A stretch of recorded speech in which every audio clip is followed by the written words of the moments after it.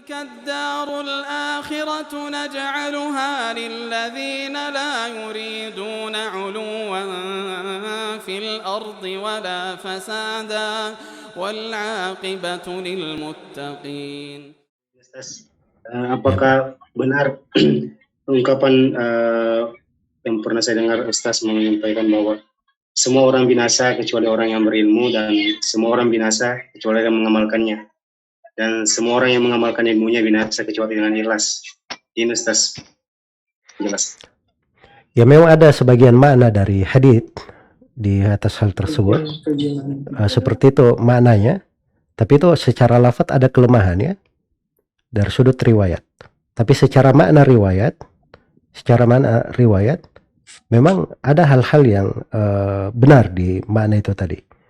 Jadi manusia ini sebab kebaikannya itu apabila ada ulama di tengah mereka.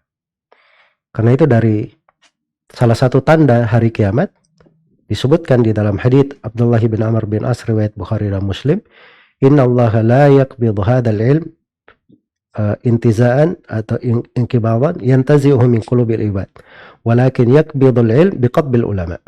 Sungguhnya Allah tidak mengangkat ilmu ini, diangkat begitu saja dari hati-hati hamba. Tapi ilmu ini diangkat dengan cara diwafatkannya para ulama.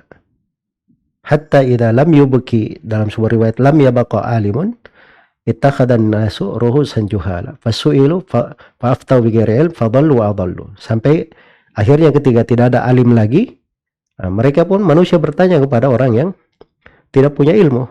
Akhirnya yang tidak punya ilmu ini kasih jawaban tanpa ilmu. Dia pun tersesat dan menyesatkan banyak manusia. Jadi dari hilangnya para ulama itu tidak berpegang, tidak bertanya kepada ulama yang benar, itu dari sebab kebinasaan di tengah manusia. Iya. Itu contoh saja ya, orang yang di hadits riwayat Bukhari Muslim itu ada seorang, dia sudah membunuh 99 orang. Dia datang bertanya kepada ahli ibadah. Ya, saya sudah membunuh 99 orang. Apa ada pintu tobat bagi saya? Kata ahli ibadah ini, ahli ibadah dia bukan ahli ilmu.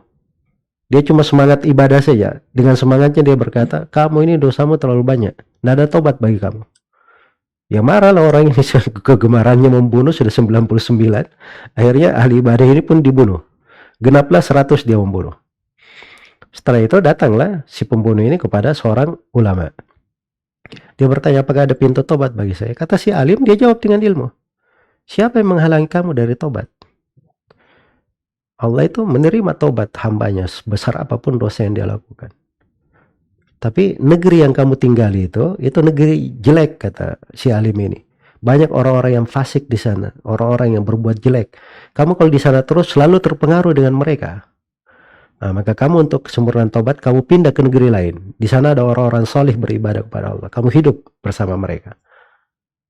Nah, ini perhatikan ya, bagaimana seorang alim itu jawabannya menghidupkan orang. Tapi bagaimana seorang jahil, itu mencelakakan manusia, bahkan mencelakakan diri dia sendiri, sampai terbunuh juga. Ya.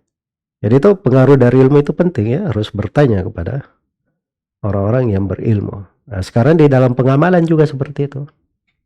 Dalam pengamalan, orang yang mengamalkan itu memang kalau pada ilmu itu dua macam ya. Ada ilmu yang sifatnya wajib, ada ilmu yang sifatnya sunnah.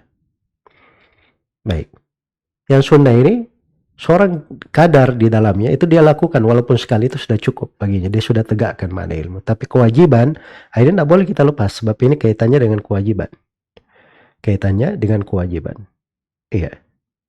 Kemudian di dalam masalah pengamalan itu sendiri, ada hal yang bisa kita lakukan, kita mampu, ada hal yang kita tidak mampu. Sekarang misalnya kita sudah belajar. Tadi saya terangkan tentang keutamaan memerdekakan budak. Ya, itu banyak sekali keutamaannya dalam ayat maupun hadits. Sekarang kita ingin amalkan. Kita punya duit, ya ingin memerdekakan. Cari budak nggak ada sekarang ini. Jangan dikatakan, oh ini kita sudah belajar ilmu, tidak beramal, kita binasa. Tidak bisa seperti itu. Sebab kita tidak sanggup. Ya tidak ada ininya. Untuk pengamalan. Untuk sekarang ini. Dan Allah telah berfirman, la yukallifullahu nafsan illa wus'aha. Ya, semoga Allah tidak membebani seseorang kecuali sesuai dengan kemampuannya. Jadi itu mungkin sebagian rincian ya untuk apa yang ditanyakan. Wallahu ta'ala. Barakallahu fiik.